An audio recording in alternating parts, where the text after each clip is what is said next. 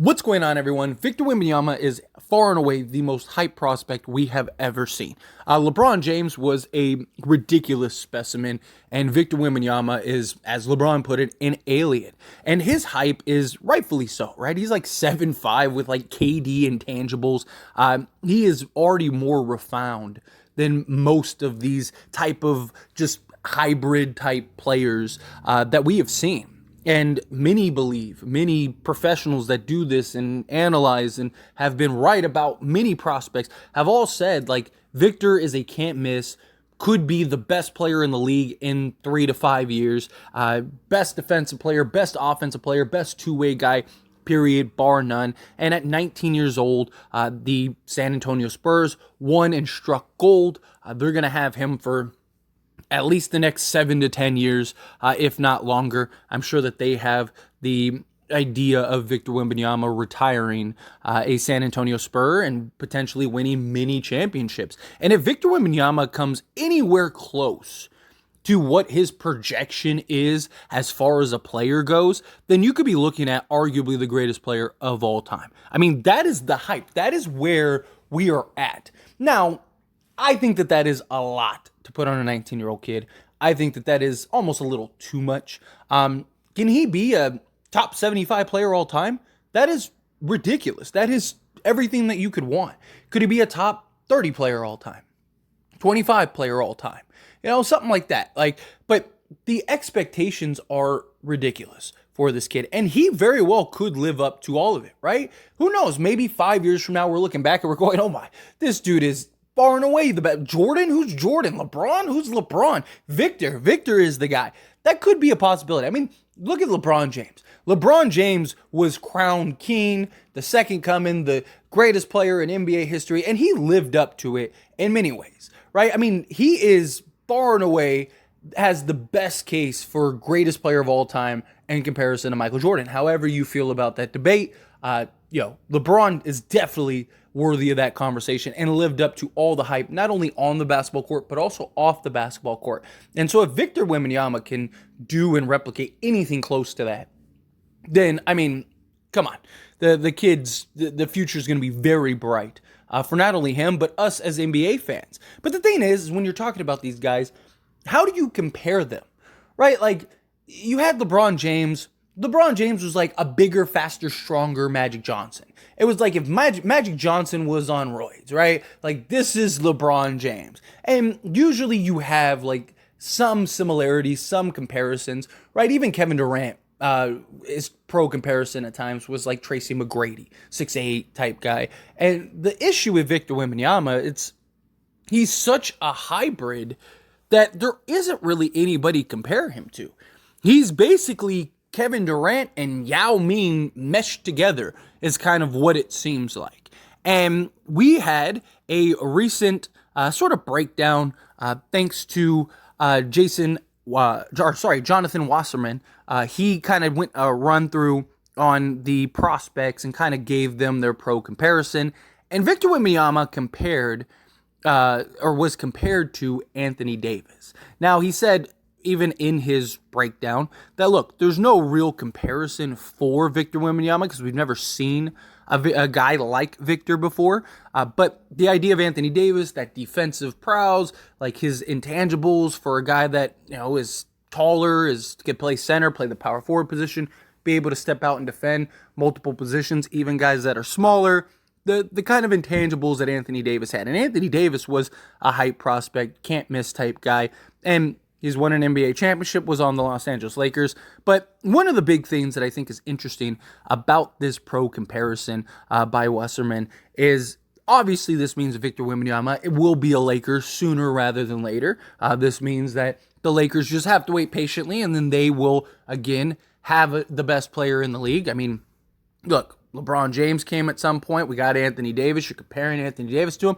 That means he's going to be a Laker. But on a serious note, again, just a little joke, but on a serious note, if Victor Wembanyama can become anything like Anthony Davis, then the San Antonio Spurs got a home run, right? Now, look, Victor Wembanyama is more refined already than Anthony Davis was when he came in the league. Anthony Davis was very good especially on the defensive end. He was like a defensive specimen, and he still is, right? Like, even when his offense isn't showing up and he's inconsistent at times on the offensive end, he's still arguably the best player in the league, hands nut. His ability to block shots, defend the perimeter, switch on big, switch on small, do whatever, operate on that elbow, operate on that mid-range, shoot the three ball, although he hasn't had as much success as he has in the past. But his ability to essentially be a 3-level scorer at 6'10", 6'11", like, that is massive. And that's kind of what you get with Victor Wembanyama, which I do kind of understand that comparison, right? If you took Anthony Davis and gave him 6 inches, there's your Victor Wembanyama.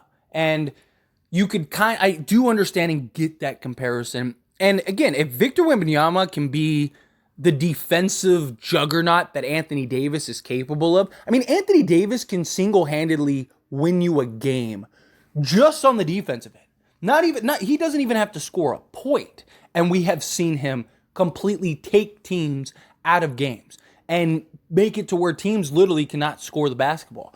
If Victor Wembanyama can do that, which again, he's got, he's like 7'5" or whatever with some ridiculous wingspan that sounds made up.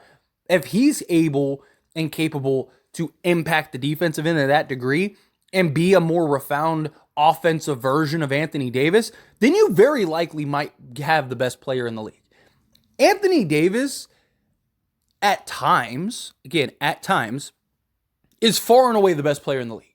I mean, when he is locked in, focused, and playing to his level, like his peak, he is legitimately a 30-12, 3-3-2 guy, which is insane. And there's not very many guys in the league like that.